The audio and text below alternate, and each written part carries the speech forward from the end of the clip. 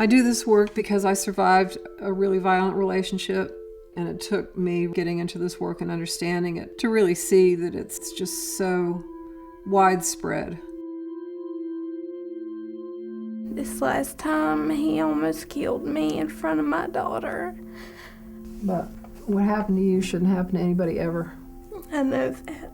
That's why I'm here. What do your parents have to say about it? Why didn't you just leave? Did he ever threaten to kill you? Yeah, lots of times. She is still living, correct? She's still alive. The local prosecutor, he declined to prosecute because he said she should have tried to get away from him. If he was convicted only of misdemeanor assault on a female, what would he be looking at as far as time? The most he could receive is 150 days in jail.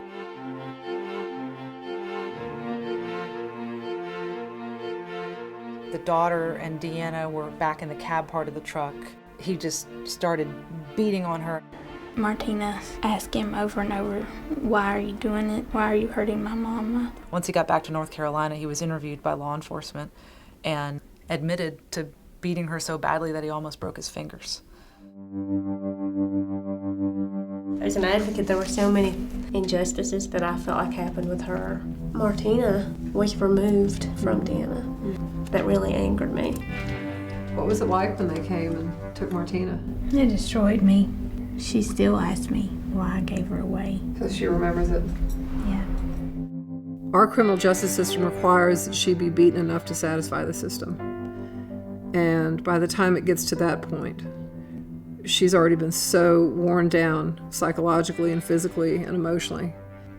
You know, the courts have told her that she doesn't have value, and her partners told her that she doesn't have value. Perhaps family and friends have done that through their actions with her. Why don't you just leave him? Why are you staying with him?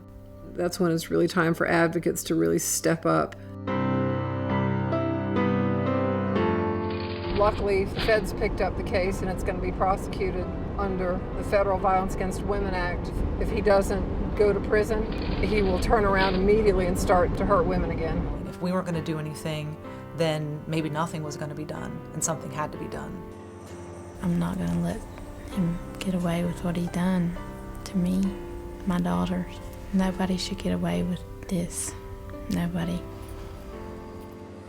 I'm always so astonished and moved at the people who want to come into this movement and do this work, because it's not easy work. It can be heartbreaking and frustrating, but it can also be unbelievably uplifting. You witness victims shedding that skin and just leaving the violence behind.